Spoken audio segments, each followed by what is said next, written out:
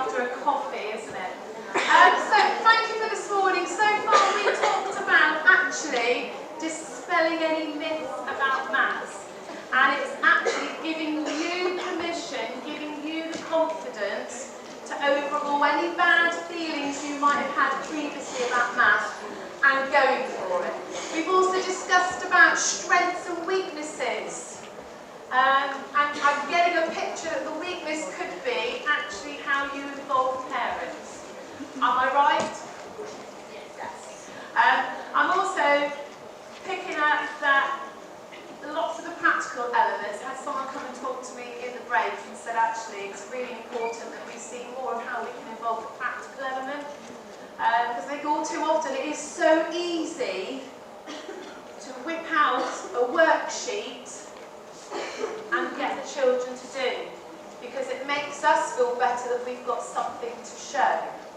But actually, taking a photograph of something that a child has done or is in the process of doing for maths, and actually writing notes next to it, writing their conversation of what they were saying as they were doing it, is far, far more important than what just looking at a worksheet, which is what every single child in the class has had exactly the same do. That's going to tell me so much more as an educator where my children are and what they enjoy doing. Finding out about children's interests is the best thing you'll do right at the very beginning, and you'll be able to tap into that, tap into children's strengths. What do they love doing? I usually find boys are the best at maths, and I don't mean to say that horribly, but it's true. In the UK, our boys far outweigh our girls in maths. Boys tend to, I think, just love that whole active learning of numbers. They know that it's right or it's wrong.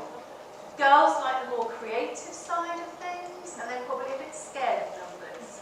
I know, certainly for my two children, my son, great at numbers, rubbish at writing and reading. Whereas my daughter loved reading, was writing her name at age 2.5, and she was off. But numbers, oh, I think she's nearly as bad as I was. So it's how can we get our girls and our boys engaged? And the answer is through active learning. Girls definitely need more hands-on. Although they like to have that work for them, they actually need to practically see numbers. So I'm going to take you through Making Maths Magic. Like I say, this is going to be sent out to you all, or it will be available as a download soon. Not just yet, so don't rush to look for it. But it's being sent to Valentina to be translated, but it will be yours there to download and access. So you'll understand it. So I'm going to try my best. Now, I want to introduce you to my friends. This is the second time they've been on an aeroplane. I have to say, they weathered okay.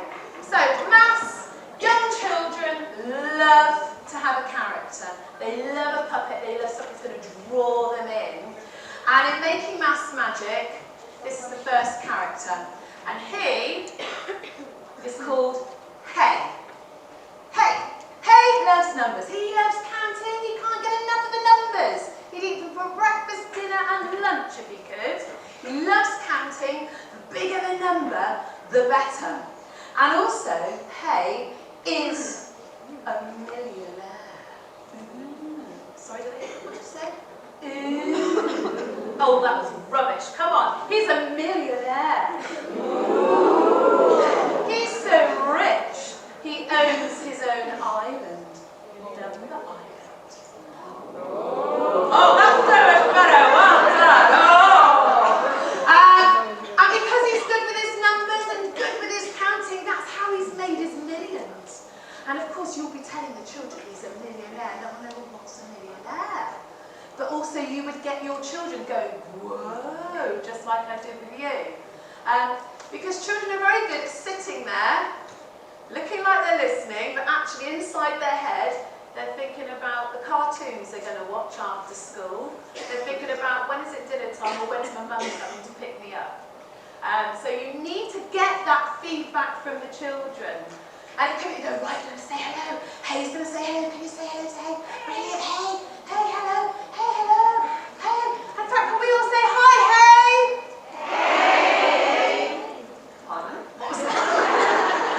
Hello, Hey. Hello, Hey. So you're going to get every single child engaged and looking at Hey. Now, I'm very lucky to have brought this puppet. This was made especially for Jeanette. So she's entrusted me to bring it and look after it. Now, in class, you would have a printable of this. Not quite the same as a lovely puppet, but unless you're very crafty and handy. And you're going to put your Hey character on a big stick. Because remember, Hey likes numbers. Where's your number line? Up high. Now, if you're a bit challenged like me, when I take my shoes off, I'm being a bit smaller. So I need a very big meter stick to be pointing. Hey's going to help with the counting process. So he is our main character from Magic Maths Island. Now, he has a friend. This is where the children go, oh, he's got a friend, I've got a friend, I've got a friend. And this friend is called Presto. So we have Hey, Presto. Now Presto is Hey's very best friend. And he hasn't got it with him at the moment, he has a little yellow backpack. And you will see he's got the backpack in the picture. Now Presto loves problem solving.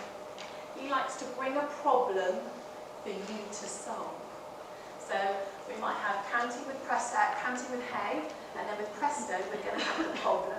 So it might be you say to your children, oh, let's have a look in Presto's backpack.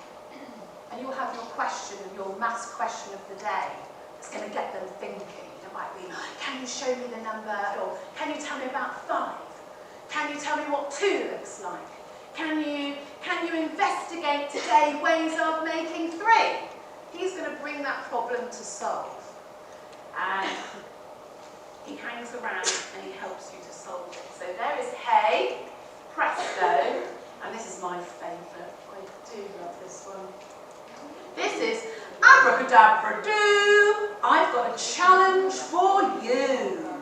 Abracadabra-doo. And I would say, the children, I'd get them to go, can you say hi to Abracadabra-doo? You ready? Can you say? Oh my goodness me. What was in that coffee? You ready? Can you say hello to Abracadabra-doo? Well, that was a little bit of an improvement, but not much. So Abracadabra-doo, children love a wizard. They love the magicalness of it. And he's a wise wizard, and Abracadabra-doo, he's going to bring a challenge for your children. And that is how you're going to introduce what you want the children to go and do in your environment. So when they see a little picture of Abracadabra-doo, which will be on the downloads for you to download and make, you can write what the challenge is. Or they can go, oh, Abracadabra-doo's over there, he's got something for us to do, quick, let's run. Because children love a visual, they love a character. Children are so much faster, and it goes in if there's a character and a visual. So Abracadabra-doo is going to bring the challenge for you. So those are our characters from Making Maths Magic. And each of them have got their own thing to do. So he sets the challenges, Presto's going to be telling them a problem to solve. So, and Hey is going to be the starter. He's going to be the counter.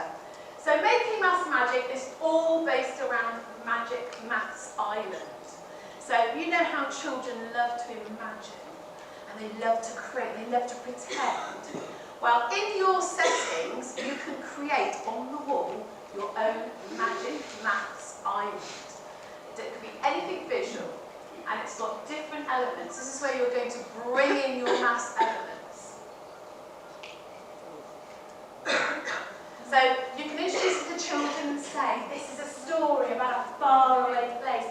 In fact, it's a very special, exclusive island owned by Hey.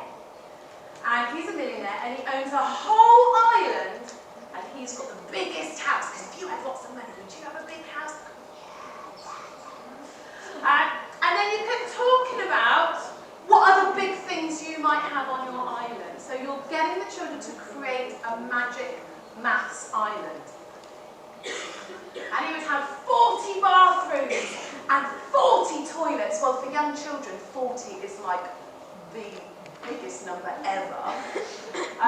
And you're going to create different areas. He's created streets for families to live in, houses, and only the families that have won maths awards are allowed to live in these streets.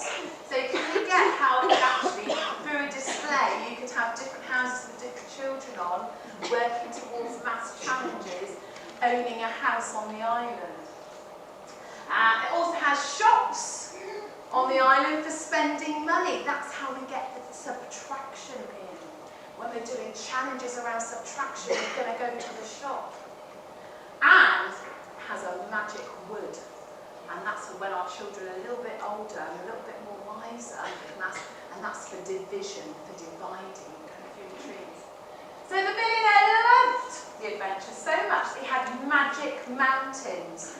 And the magic mountains are where multiplication comes in, when you're ready for that. So each of these different areas of Magic Maths Island are going to connect the children in as different ways of learning about different mathematical functions. And fractions, no, sadly, love equations are not in it in this Magic Maths Island. It's all about secret beaches for the fractions of people living above the house and the stills and below. And Hay also had his own fleet of ships. The Royal SMS fleet, which is shape, measure and space. So it's connecting the children in each of those mathematical areas of learning. But before we start looking at all the different elements of the island and learning about all those, doing all the multiplication, division, we're going to go right the way back to when our children are really young. Remember I talked about babies. Babies need those rhymes. Babies need those counting. Even if they can't speak, they need that whole idea of counting the steps home. How many steps do we climb to go to bed? How many apples are in our bag from shopping? How many claps can Nana do? Before you can even begin to get children working out fractions, adding, taking away, they need to learn to crow. Now, do you have crows over here? Yes, yes. I always have to ask, because some people like crows. What are you about crows? Crows. You need to learn to crow. Now, this is so important for our little children.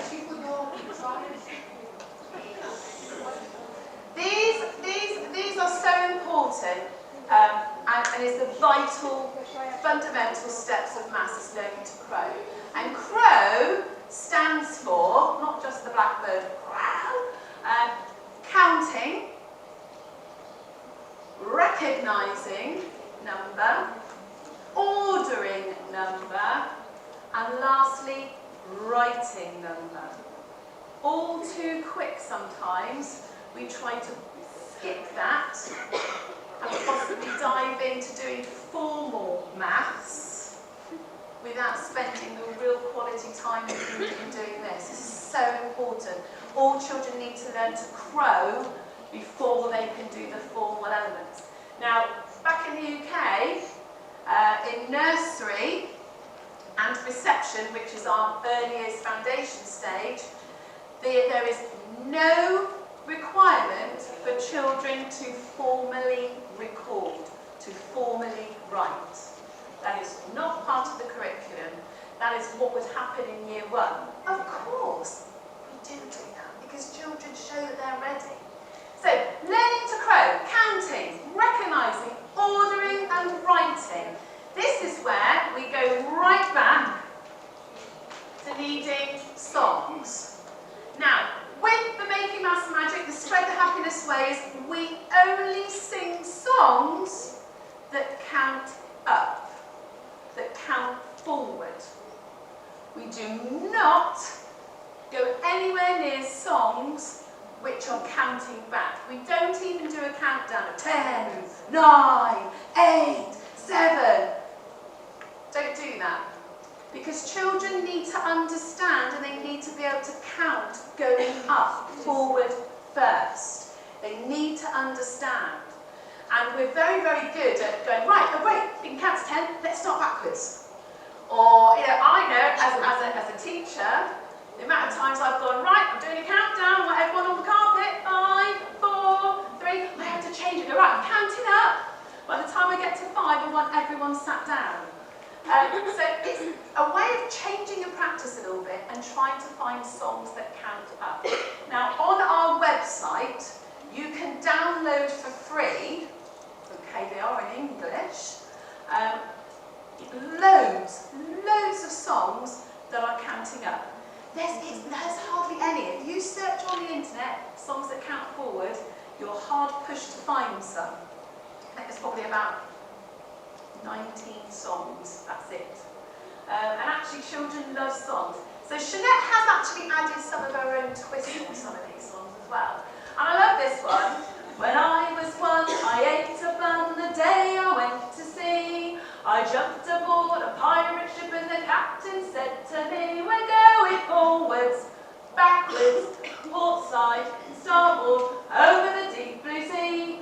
Forwards and back, full side, starboard, it's a pirate's life for me. Children love pirates. And of course you would then go on to the next one being, when I was 2, I buckled my shoe. And I'm sure in Romanian you would have similar that you could rhyme with as well. But if you can't find a song, make one up using a tune of a well-known song. It's really important that our children get that whole counting forwards. So I know this, when I was 4, I locked the door. When I was 5, I jumped and jived. Oh, yeah, you might not. When I was 7, I went to Devon. That's a county in England. It's a very nice place down near where I live. It used to be I went to heaven, but lots of you went, oh no, I don't think we want to talk about heaven. Not just now, not just now. So that's one example. The day I went to sea, I love this, changing it around.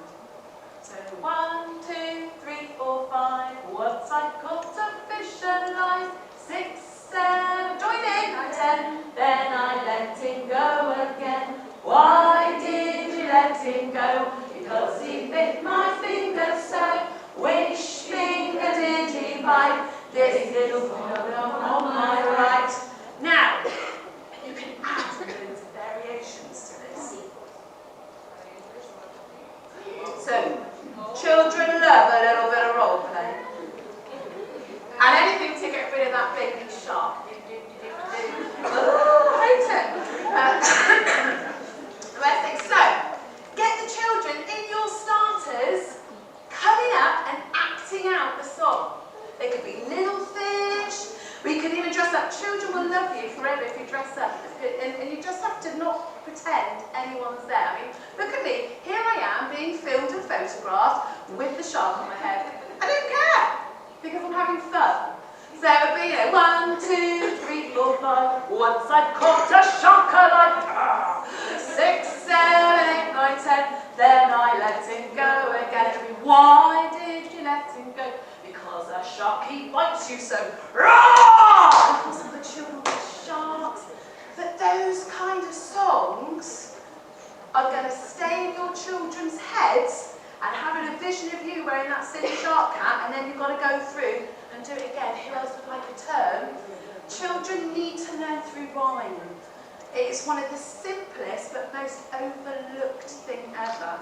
And I go into a lot of schools in the UK where singing perhaps isn't a strength for the teacher, so they go, oh, no, don't just sing it.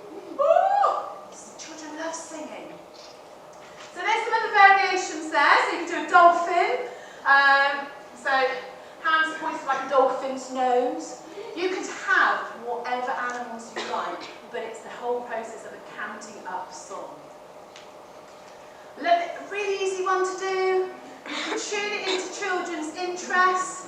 And it's simple, it's like 1 little, 2 little, 3 little Indians, 4 little, 5. Oh, I think it's the wrong one. But you get my drift. There's little Indians, you can change it into dinosaurs, you can have the children out. pretending they're dinosaurs, but they're going to connect far easier and make that connection with the number through something fun, through the rhymes. And actually, I think there's a huge place for rhymes every single day in your setting. You know, largely, like I said, it's going right back to having the old age, having a phone, having an app, having the TV. Watch that. You know, actually, stood out there doing it is going to engage your children far more than actually playing on an app. Right, I want some friends to come and help me. In fact, I want 5 little friends, please. Come on then. You can help? Wonderful. I'm going to give you this to pop on.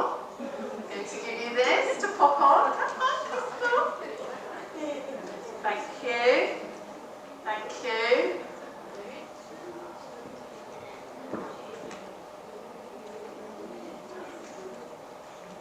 Now, usually have World War I break out because children will all want to be, yeah, I want to wear one of those, I want to wear one of those, I want to wear one of those.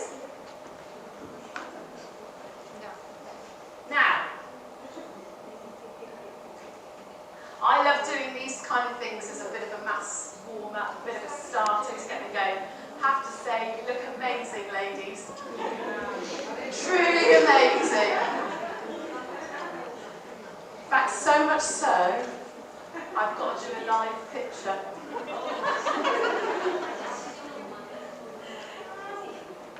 Right. They are a bit tight.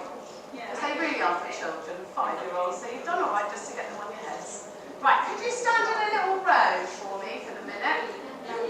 I love it. I just want to take a little picture for my long-lasting memories. Thank you. So, a bit different with this one is that it's normally a backwards counting song. In that, you know, Mother Duck said, quack, quack, quack, quack, but only 4 little ducks came back. This time, you're going to change it slightly, and you're going to be doing it for counting. So it's 1 little duck went swimming one day. He wanted to find some friends to play. Mama Duck said, come back, come back. And 2 little ducks came swimming back. So we got them coming back rather than going away. So each time we're going to have it. So we're going to sing it. I'll be Mummy Duck. Okay? And you have to bring your next person along with you. So here we go. You're ready? And you can help me sing as well, because I wasn't born for the stage, really. Here we go. So, 1 little duck went swimming one day, wanted to find some friends to play. Mother Duck said, come back, come back. And look at your friend, and 2 little ducks came swimming back. Right, then we go again. 2 little ducks went swimming one day, over the fields and far away. He wanted to find some friends to play. Seems easy to slip back in. Mother Duck said, come back, come back. And 3 little ducks came swimming back. So we go to right, can we count them? How many have we got? We've got 1, 2, 3. We're not ready for you yet. You're too keen. You're too keen. Desperate to play. Desperate. Right, here we go then. 3 little ducks went swimming one day. They wanted to find some friends to play. Mama Duck said, come back, come back. And 4 little ducks came swimming back. So, how many have we got now? Can you help me count? 1, 2, 3, 4. What's that in Romanian? 5. 2. 4. I wouldn't do you any justice if I said it. So here we go. 4 little ducks went swimming one day.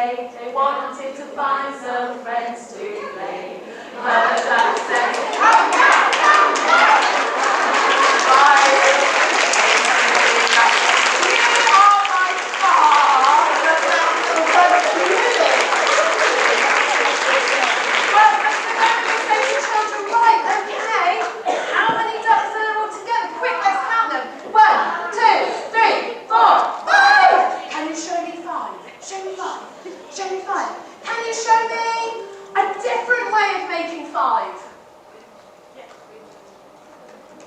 Can you show me another way of making 5? Can you show me another way of making 5? So then you are looking at your children going, wow, they've got it, wow, they've got it, brilliant, they've got it. It's not just a case of singing a good old song, we've had a lovely jolly time. You're actually assessing your children the whole way through. And you would have other adults in your setting whilst you're singing and performing, going, oh, they're a bit dodgy on the number 4. Oh, they weren't joining in, they're not good. I'm going to go see if I can give them some extra. Can we give our little duckies a lovely round of applause?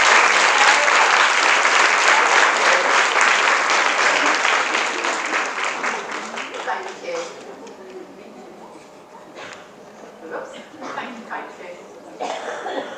And these, literally, I spent, again, 99p, which is really, I don't even know if that's that one or something. It's not very much at all in your money. And I found this in, we have pound stores. I'm sure you have cheap shops which would do things like this. Keep a lookout. I've also got a set of frogs for when they're jumping on logs. They jump onto the log rather than off the log.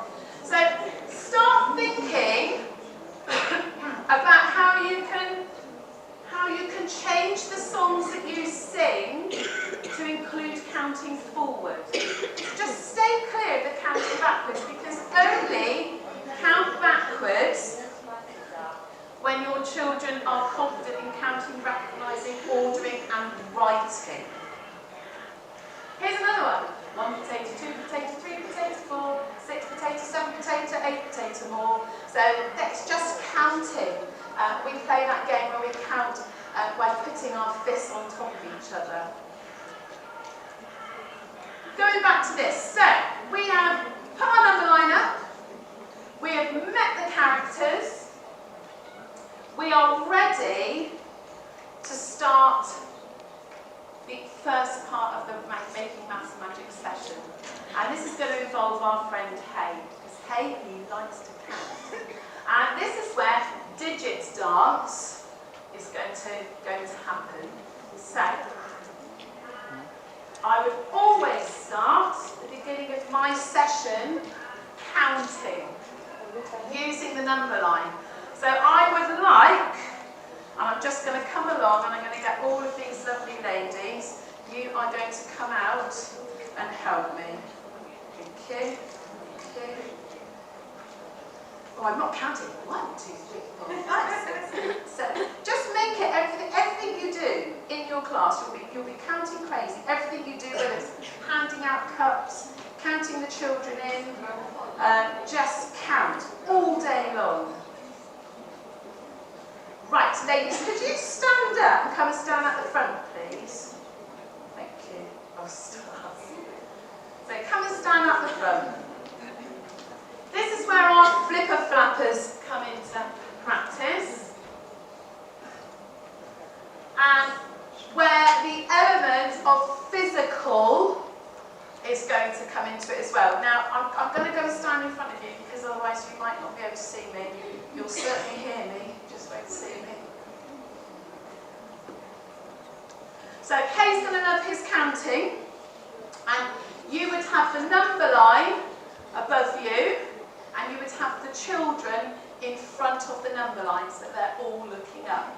Now obviously, we're doing it mirror way for you.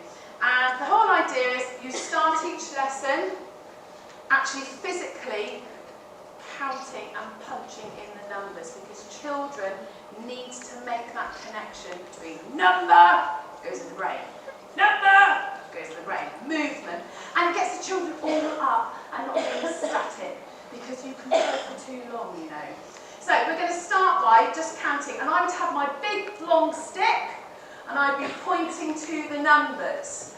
Now we're going to count to 5 and then we're going to stop. So you hold them, your flipper flappers in the middle, every child has a pair, and say, don't flip or flap them at each other, because you'll have children like and you say, because you're all the magic will flip away out of your flapper. That usually works. You'll get rid of all the magic, it will flip away. So we're going to go, are you ready? Remember, we don't start on 0, we're going to start on 1. So we're going to count out, you ready? We're going to go 1, 2, 3, 4, 5. Now if you've got a Fitbit, that will have registered as 5 steps, win-win. When you get to 5, you're going to teach your children to say halfway there. So please say halfway there. And you as a teacher go, halfway to where? And they're going to say 10. Because we know that we're already starting in that relationship that 5 is half of 10. And you do this with your very young children because the more they see it, the more they hear it, it's going to be going ka-ching, making a connection. I know that 5 is half of 10. So we're going to do it all. We're ready? We're going to start from 1. When we get to 5, we're going to shout halfway there. Right, here we go. And we're going to have a bit of celebration when we get to 10. We're going to go, oh! Right, here we go. So, ready? 1, 2, 3. 1, 2, 3, 4, 5. Halfway to where? Here we go. 6, 7, 8, 9, 10. So you would do that with your class. It will get faster and faster. Only do to 5 if you've got very small children. Only do to 5. When they start to show signs that they are aware of, I know, 1, 2, 3, 4, 5, then move them on to 10. When they've got to 10, move them on to 20. Don't do a half, 15, go straight to 20. And of course, your hay is going to be pointing to the numbers as they're stood looking at them. So they're making that physical, active connection. Oh, I'm punching in those numbers, but I'm looking at them as I go along. And hay likes to check on who knows what. So stop your hay stick when you get to a certain number. What's this number? They have to tell you. What's this number? They have to tell you. What comes next? So you're all the time assessing what your children know, but you're making it fun. So we're going to do counting right the way from 10 to 20. So when we get to 10, once again you're going to go 10. Yee! Halfway there. Halfway to where? 20. Right. Can't get the staff, can you, nowadays? Right, we're ready. We're going to go from 10 to 20. Here we go. And we've already done halfway, so we're going to go straight the way through to 20. We're not going to stop at 15 and say that we're almost there. So are you ready? Here we go. We're going to go 11, 12, 13, 14, 15, 16, 17, 18, 19, 20! And that is your warm-up. But you're going to stop and you're going to settle and know what numbers they are. Now, you can do it another way. I like to put on music, because I'm very musical. And I like to put on, I don't remember what it's called now, but it's a really do-do-do-dum, do-do-do-dum, and it's a quick one. And I start counting right down low. So that we're getting children realising these are the low numbers, these are the middle numbers, these are the high numbers. So I would go 1, 2, 3, 4, 5. So I'm here midline. That's another visual clue to your children. We started down there and we're coming up to our tummy. That's 5. And 6, 7, 8, 9, 10. That's a big number. That's the end of my number line to start off with. So use whatever visual tool or way you can get it done. But I find that doing it low, and as we move up towards 10, the children have got that body visual of, right, okay, halfway there. Halfway there is 5. I know that one. So that is the warm-up. Can you just sit down a minute, please, so keep your flipper flappers? I'm going to need you for another bit. Thank you. So once you've done that warm-up, you would then ask your children to come and gather with you on the carpet. The most important thing with maths is that you as educators need to know exactly where your children are, what numbers they know, how they like to learn, and this is where for maths, for this part, we would say pop them into a little group. So you would have a group of children, we would sit them in rows. So we would have those children that don't find it very easy, would sit by you in the front. Those children that are, yeah, I think they're okay, they've got it, they'll sit in the middle. Those children that are already doing multiplications to 100, thousands, 10,000s, you know, the ones that love their numbers, they would sit around the back. So you have got a very clear way of reaching all the children in the class because you know, and you can target questions to certain children, you will know. And then your staff can sit around the edge because everyone has to be part of this teaching. There's no going and washing up paint pots in the corner. All staff come and join your sessions because children need to see a good model, good modelling practice of the adults. So we've done our counting, we have our visuals, we then go onto the carpet, we might sing a song, and that's the current bun one. Lots of people, and this is, I don't know if you know do you know the song 5 currant buns? Yeah. Why do we always sing about 5 currant buns in the baker's shop? Because currant buns do not cost a penny. Not in any baker's shop I've been to. And actually, we're just telling lies to our children. You can't buy a bun for that cheap. So actually, turn it around, do a little thing where you've got them making some dough. You can make dough to sing with it, they're adding on. Along came a baker with some dough one day, cooked up a bun, and they can all pretend on the carpet and put it on display. How many buns have I got now? So that could be one of your presto challenges for children looking. So this is the lineup I was talking about. So the teacher would sit up front and you've got multiple other adults around the outside. And then you would group your children. So the more able children, the ones that really understand it, would sit towards, towards the back. Your lowest and your middle ability children would sit there. This is the real key time for assessing what your children know and targeting those children that need it. And then we do digit dance. Here's the lovely Jeanette.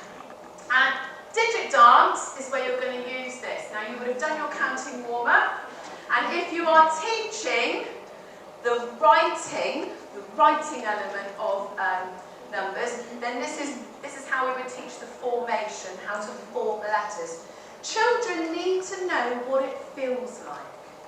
What does a number feel like? We can say that's an 8. We can see our teacher count 8, but what does it feel like to write an 8? So they need that whole approach, the counting, the recognising, the ordering, the writing. This is where we would do digit dance. And digit dance, if you have seen Do Disco,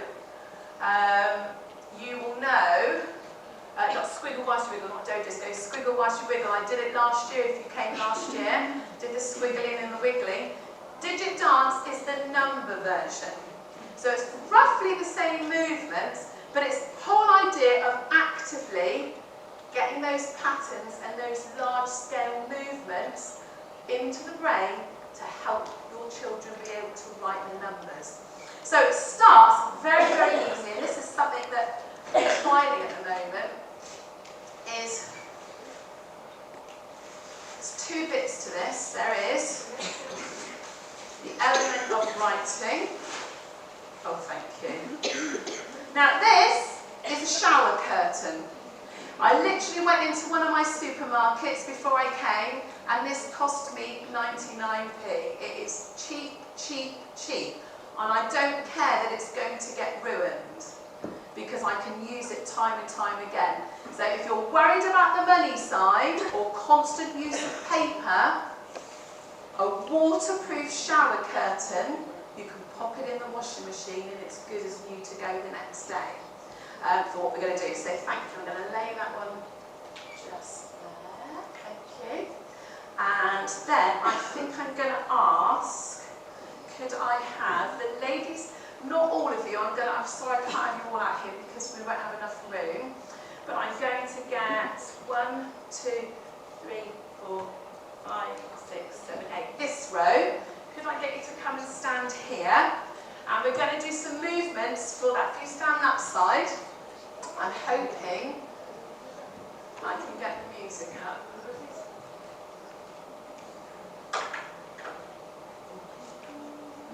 Just bear with me.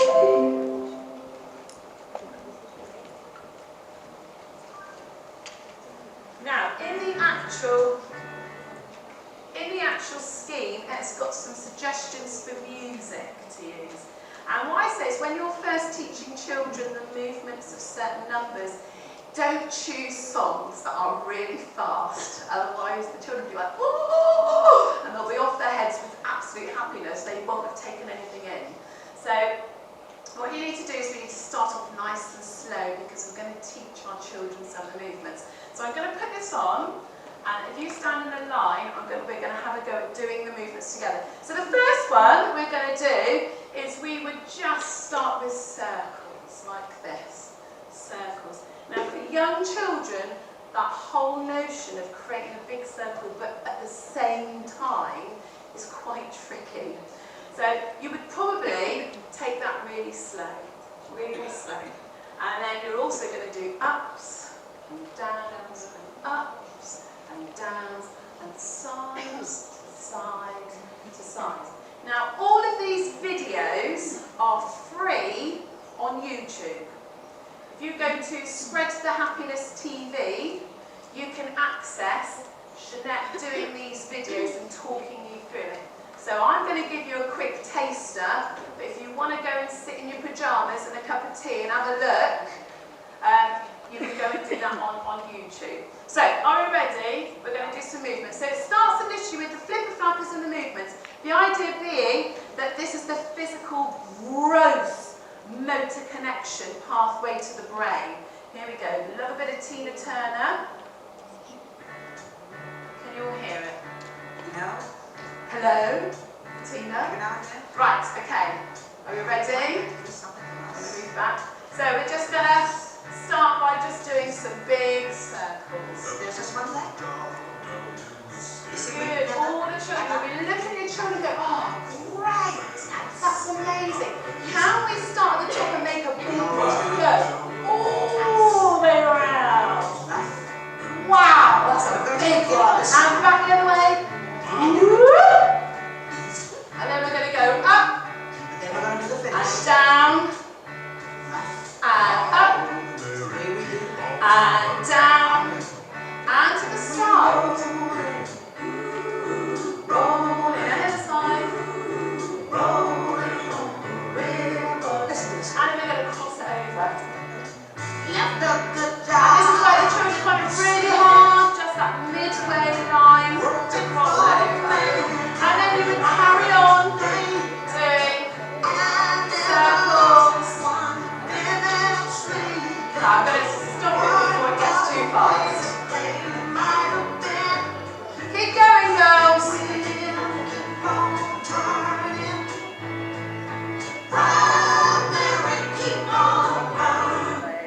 Now, when it gets to the fast bit, I let it get to the fast bit because the children like it. And it can be like real Tina Turner going up and down to the side and circle around. That's when you're going to stop. So you would stop halfway through your music. So this action that we're going to do now is going to literally take probably 3 minutes of your activity, your session, your lesson to deliver. So it's not something that's going to take a whole morning and going, oh, I haven't got the time to do that. It's really quick, really simple. So, ladies, you're going to put the flipper flappers down, and I'm hoping I've got enough pens for this. I didn't really think that out very well, did I? You're going to take 2 pens now. There you go. Oh, you might not have enough. Right, Christine, I'm going to get you to have those ones. Are those white colour ones?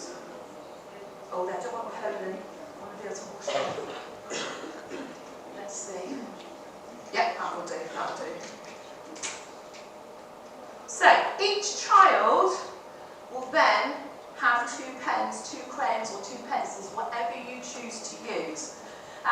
This is why I said, go and get a shower curtain, because with this, you can literally, after a session, pop it in the washing machine, the wash is off, and you can get it's good to go again. Or you can use it over 2 days. Flip it over and do it on the back. So ladies, can I have 4 of you? Am I counting good? 4 of you this side, 4 of you this side. And you'll have to get down on your knees, I'm afraid.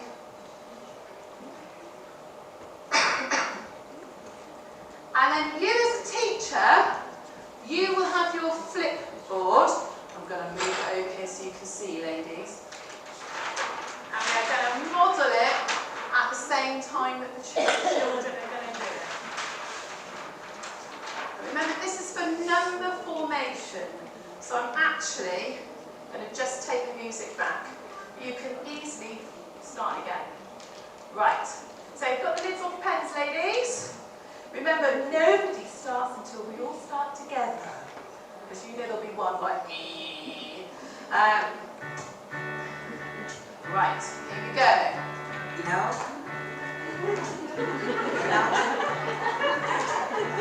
So we're going to put our pens on the paper. Nice. Easy. And we're going to go up, Just one leg. up, You see we never, up, ever, and down, down, down. And then we're going to go to the side. Side, side, side. Remember, we're going to do it with both pens in both hands because we're working both sides of the brain. Then we're going to crisscross. Then we're going to do the finish. This is one that the children will find tricky. Okay, pens off. Now we're going to do a different shape now. We're going to put our pens together and do a circle. Roll it, roll it like a river. I'm going to go around the other way. You've done a good job. And around. Now we're going to be really clever and we're going to do circles. Boom. Change direction.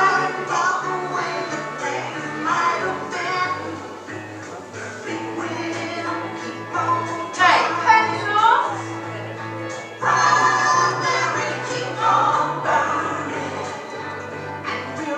Now, you will have your staff joining in. I'm actually going to stand up and I'm going to see if the ladies can pass that to me so I can hold it up. Can you pass it? That was for me. Okay, so this is what has been done. Now, that can be done with a whole class, whole group of children. You could use a roll of paper. You could do it outside on the playground with chalks. You could do it with brushes and water. There's so many options. But you will have a really good clue going, oh my goodness, that's a really good formation. They've got really good way of handling the pen and the pencil. Now this, I can actually turn over and use tomorrow when we do digit dance. And then I can go and pop it in the washing machine and I can start again. It'll be nice and clear. But you can take a photo and a snapshot and put it in a folder or for their record or to send home. Thank you, ladies. Can you go and put the lids on?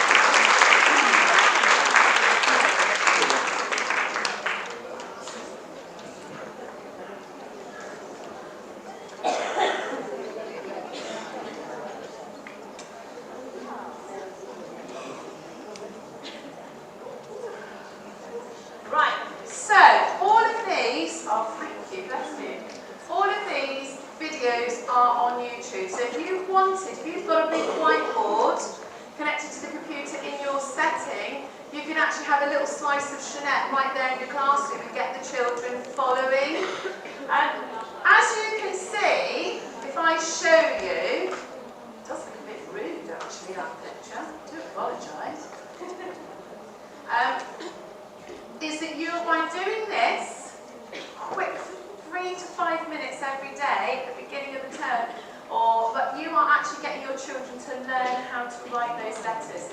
You're sending those all-important messages to the brain to connect. So look, we have the number 1, we have the number 4, we have the number 7, and with the circles, you've got your 0, you've got the number 6, you've got the number 9, and with that around, you've also got the number 8.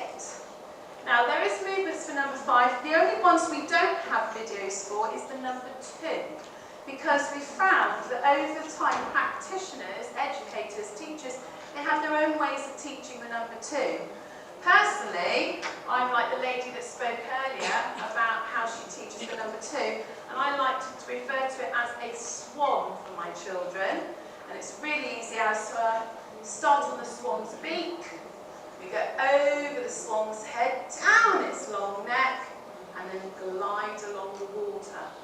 And I actually physically show that to my children. So I actually put the beak on, I do the long neck, and glide along the water to show the children. Because if they've got a visual clue, it helps them to write. Also, sorry, to be the number 3, having these circular bits to be the number 3 as well. By doing this every single day, or at least 3 to 4 times a week, you will get your children really ready to write those numbers. So that's your last element of your crowing.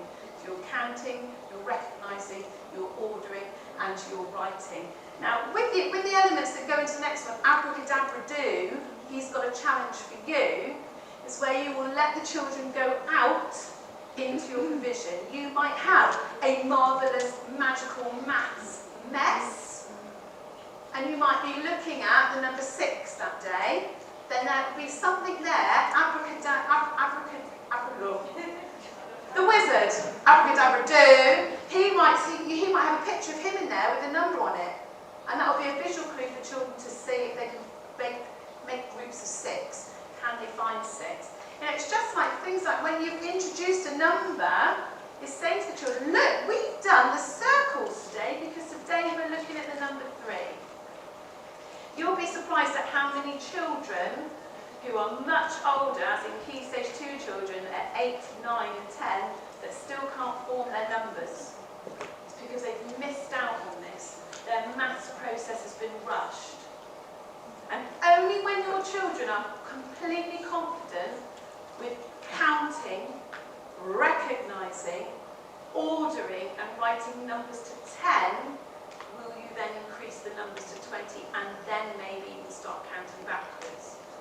So maths is a wonderful thing, but if it's rushed, it causes long-term damage.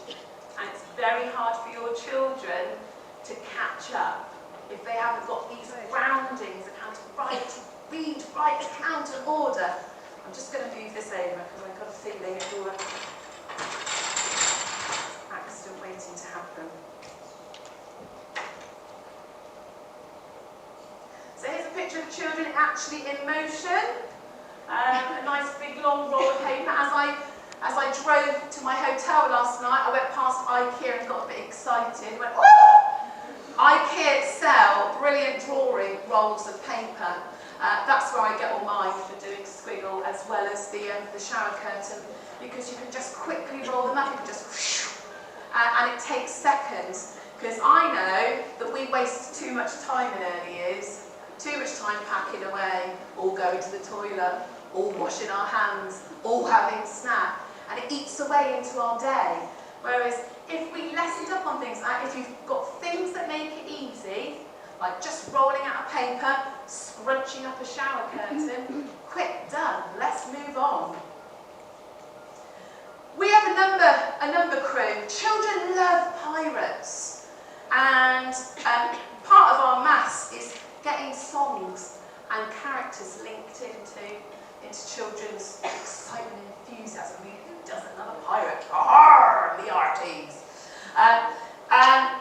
By linking characters to numbers, It really helps, once again, to strengthen the connection made up here.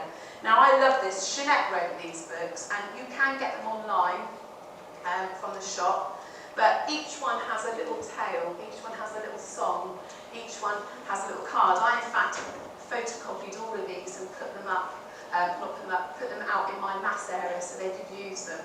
I love this one. This is Winky Winky One Eye. It's Winky Winky One Eye, what's under your patch? It's the hole where my eye used to go. Well, you can imagine little children like, you've got a hole for your eye, where did it go? Oh, poor Winky One Eye. And actually, it's just like do disco. By giving the fingers a name, by giving the numbers a name, children go, ah, that's Winky One Eye. I know you're right, that goes top to bottom. Brilliant. So try and make connections and make learning fun for your little ones by adding characters. So Pirate George was a great one. I'll put it down again, I won't put it. It's a great one for connecting children in. And all throughout the scheme, it takes away the painstakingly part of you of having to plan it. In the scheme, which I said is on its way to Valentino, and hopefully it can get translated, you'll all get a copy. It's all laid out of what you need to do and when you need to do it. It's all there. It's gone right the way through. It's looking at counting once. It goes right the way up to year 3, English year 3. So that is 8-year-olds? 8-year-olds. And there's plans. You literally pick it up. It tells you what is the hey part of the lesson, what is the presto part, what is the abracadabra. And not only that, it's got all the problems that you need. So actually, it's not about being something scary and you feeling maybe you don't know enough about maths.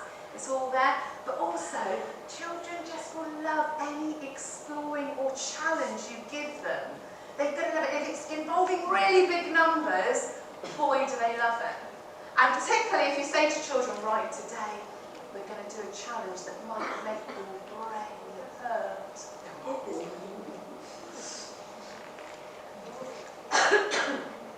Book of the week. Introduce the book of the week. I talked about this last year and I can't emphasise enough, is we get so used to doing the same things. The same themes. The same thing. It's like soon it's going to be, we're doing about Christmas and celebrations. This month we're doing about autumn. We're going on an autumn walk. We tend to do the same things, but by having a weekly book of the week, we can actually get enthusiasm from you as an educator in planning, going, woohoo, a bit more exciting. And we can find the links. Any book you have in your provision, sit down as a team and look through them and draw the maths out of the book. You'll be surprised. Certain books you read, and you have never thought, gosh, it's got loads of maths in this. I could use this. Children love a good story. Here are some really good books. If they get them done, you please look out for them. This is a great one for when you come and talk about money, teaching children about money. It's called The Great Pet Sale. And what I love with young children, with money, is get them to pay to play. That is amazing. So you get your coins out, you put a price tag on all your toys in the classroom. I've got a slide in the school I'm teaching outside, and that is a huge hit. So what we do is quite often when we're doing money, we put a price tag on the slide. And it might be 50p for a slide down a slide. And the children have to go and find that coin and come and pay you to have a go. So make as many maths links as you can. Another great one coming up for Christmas, 10 Little Elves. They've done lots of other books like 10 Little Dinosaurs. It's got a lot of counting.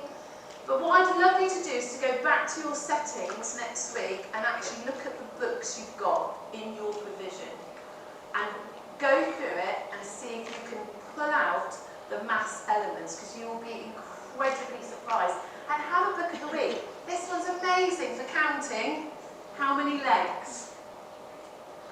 Absolutely brilliant. How many legs? And if you can get it in the Romanian version, it's just lovely for counting. It's got, like, for instance, how many legs would there be if a polar bear came for tea? So, right, how many legs does a polar bear have? Well, it has 4. How many legs have you got? Well, I've got 2. What's 4 and 2? How many legs has the table got?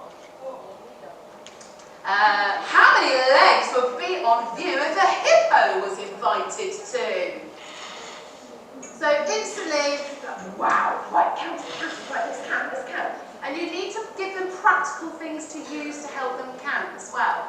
Sadly, in the UK system, what happens is in early years and key stage 1, which is year 1, year 2, which is 6, 7 and 8-year-olds, what happens is they have all the lovely things to use to count.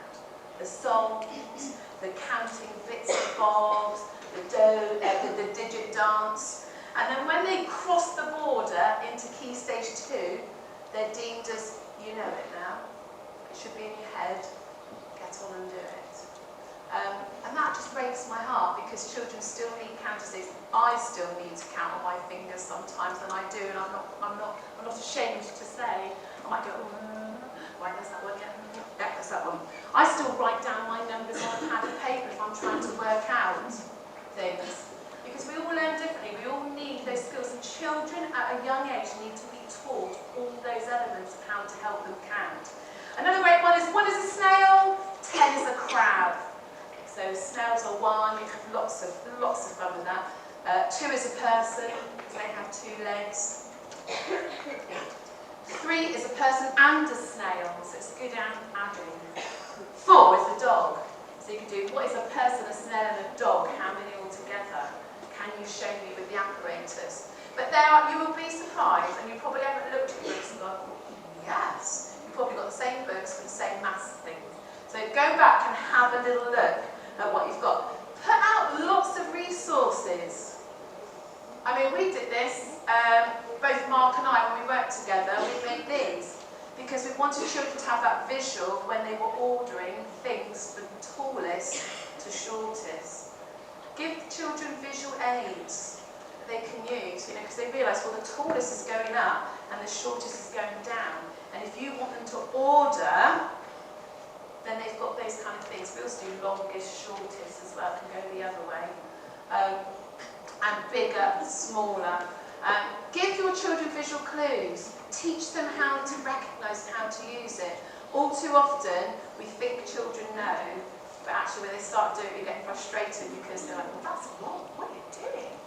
So give them a word thing. I think what I'm trying to say to you is maths in an early education, you are the most important people, along with parents, as well, but you are the most important people in building those foundations for maths, getting that brain connecting to all those pathways, and it can be done through real life experiences, practical elements, active learning, and as you can see, you don't need all the money in the world to buy your resources. Be creative, children will love that. Ask parents to provide things, like say collecting bottles, milk. The big pouring jugs of milk, they get a little plastic bottle. Get your parents collecting those. You can write numbers on them, so they're number counters. You can put dots on them, so that once again can be used in a different element. It doesn't have to be expensive. Like I said, if you're doing counting frames, egg boxes are amazing at doing that. The children can really see how they can segment them.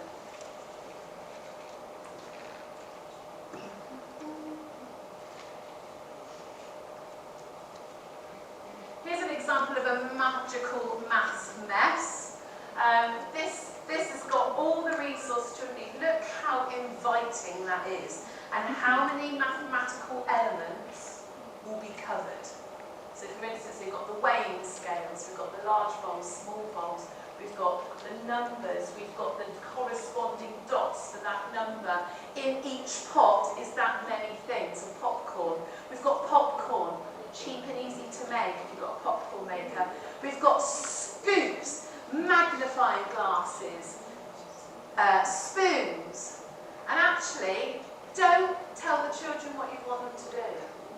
Because children probably won't do what you want them to do. That's where we get a bit disappointed. Well, I put it out there because I wanted them to do groups of 5.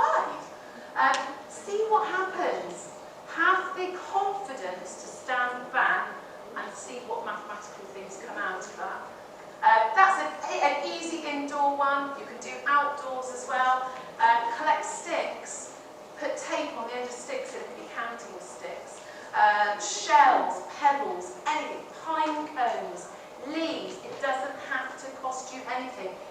Use the natural environment for your maths. I love these here. Abracadabra do challenge.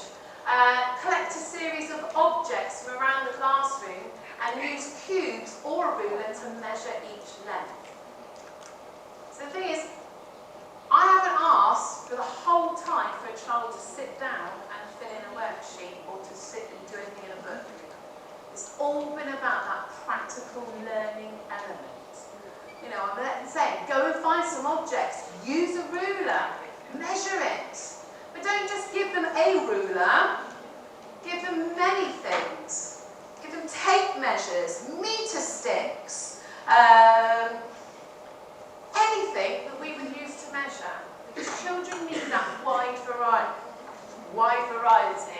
of things to be useful at handing. So they will know as they get older and doing maths, I remember we used to tape measure once to measure 100 centimetres. I'm going to go find that tape measure. Oh, I remember we used a ruler because I'm measuring my hand, and I think my hand would be less than a ruler, so I need that one.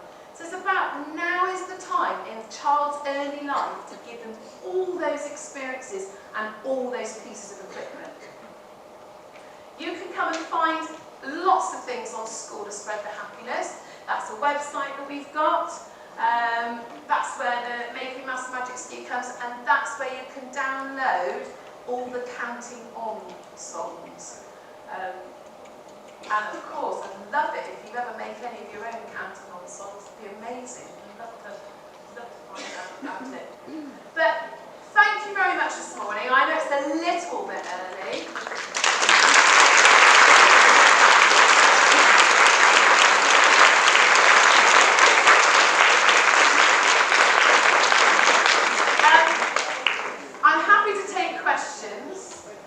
Please be kind to me. And if you want to follow me at all, come and find out any of the things I'm doing when I go back to the UK, and that you can follow me on these. You can of course come and follow Jeanette as well on Instagram and things. And if there's anything you wanted to ask me, I'll put my email down the bottom. I think the thing for you is it's exciting, and I think sometimes you just need permission to actually go and be bold, be energetic, be colourful, be outstanding, be out there, and not worry what you look like to others in the classroom.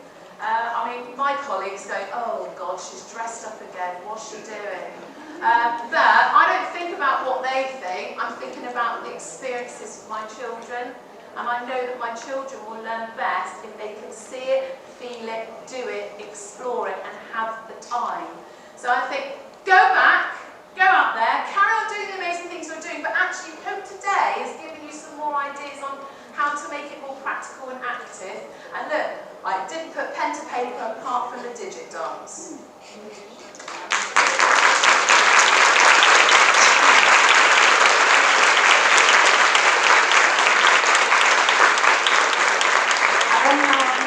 Avem întrebări pentru Anita? No? Oh, that's so good. Thank you. Thank you. See, they understand me. Yeah, because you've been so clear and so energetic and so visual. Oh, hang on. We've got one. We've got one. Oh my goodness. I can't see. Can you see that? Oh, no, okay. Ca să nu te bucuri prea tare, am două întrebări, nu doar una. Prima întrebare era dacă la clasă ai un suport, o altă persoană care să te ajute cu copiii și cam câți copii sunt într-o clasă din școala ta. Și a doua, dacă predai și alte materii afară de matematică în școală.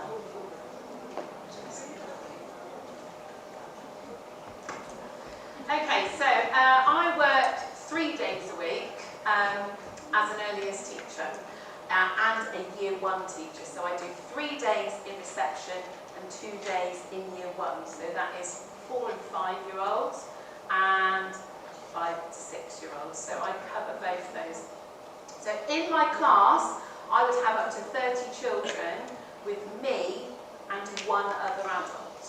Okay?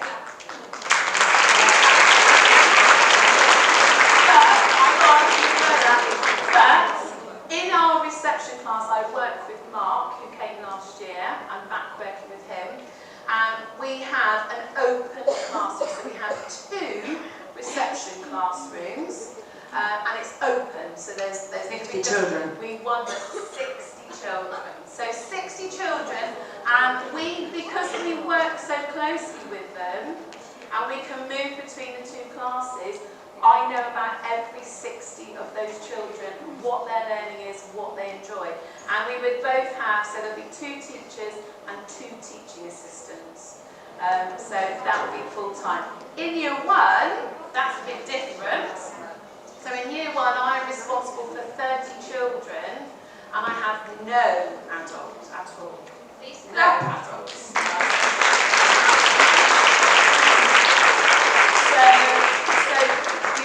You've just got to go with it, but it doesnn't affect my teaching. You've just got to be very prepared, very organised. Can you also see your schedule, please, for reception in year 1? Yes. Hours.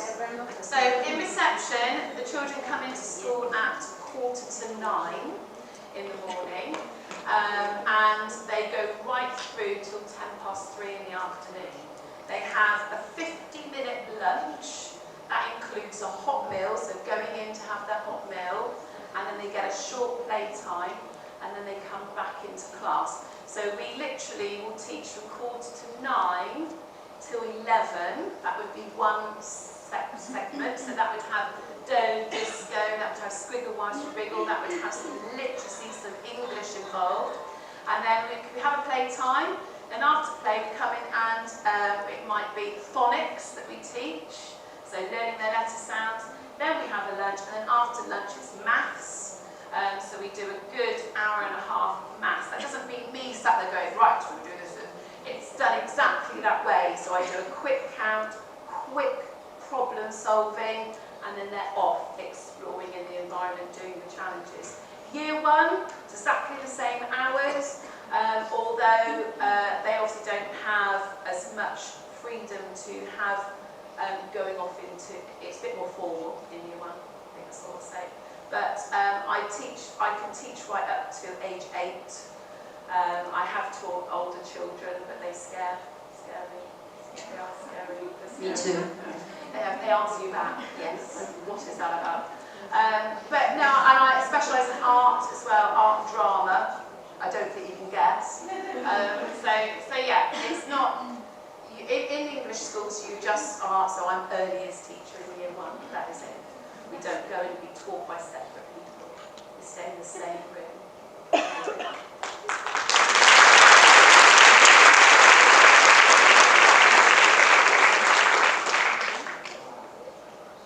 Vreau să te întreb dacă în cei 30 de copii se întâmplă să ai și 1 sau 2 copii cu cerințe educaționale speciale și dacă da, cum gestionez și ne-ar interesa și gradul de diagnosticul, cât de grav e.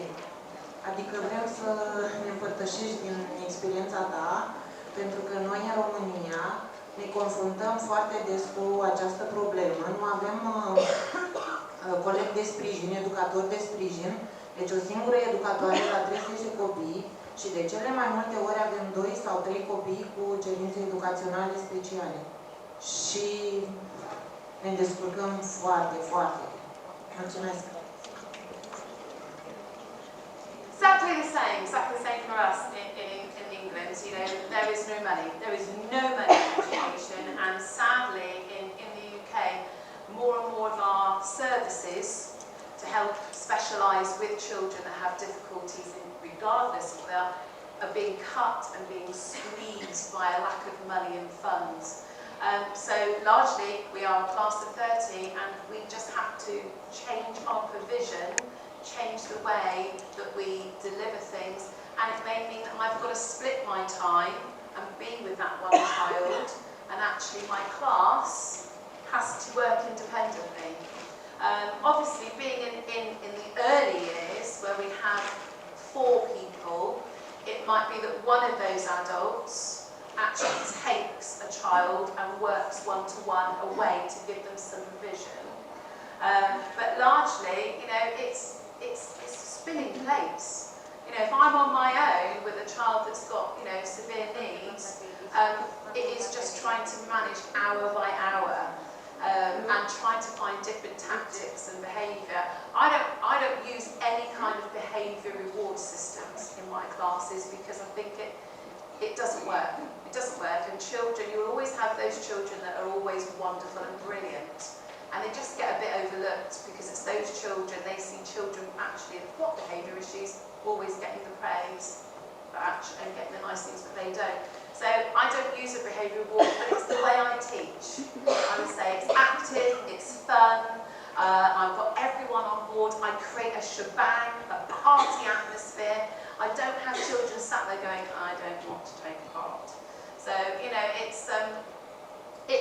I understand your pressures, you know, it's the same in the UK. And sadly, without extra money, some children do go a little bit under the radar. But if they had severe needs, then we would have funding in place and have a support system. Okay, so answer. Yeah, thank you. Mai avem întrebări? Nu. Ok. Thank you so much. Întâi am să vă rog să-i oferiți